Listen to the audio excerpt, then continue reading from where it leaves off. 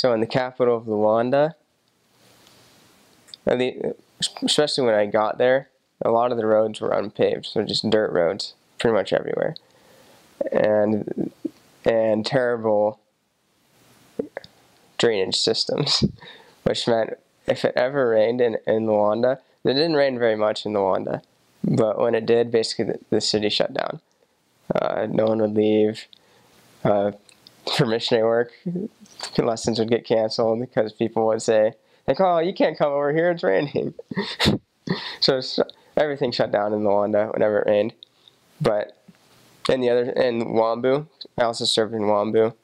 In that city, because it rained more often, the city kept going when it rains.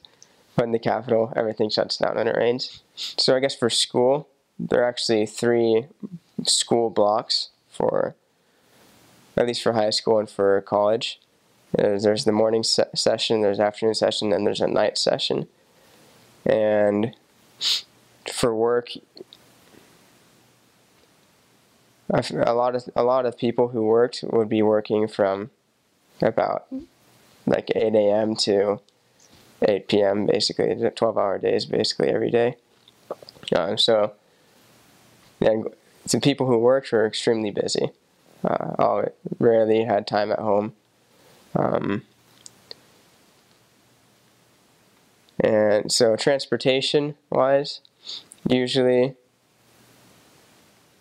so I guess a lot of people had their own cars, but most people didn't. So there was a taxi system that so there were several taxi routes that you can go down. And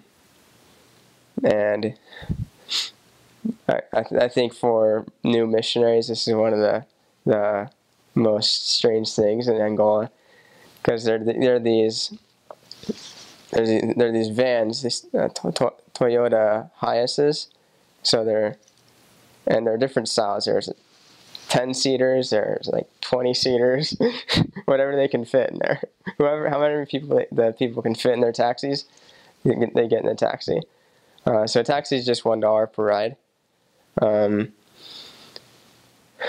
And what happens is that the driver is driving, and then the driver has his partner, who's called a cobrador, who is the person who collects the money and who shouts out the taxi route, and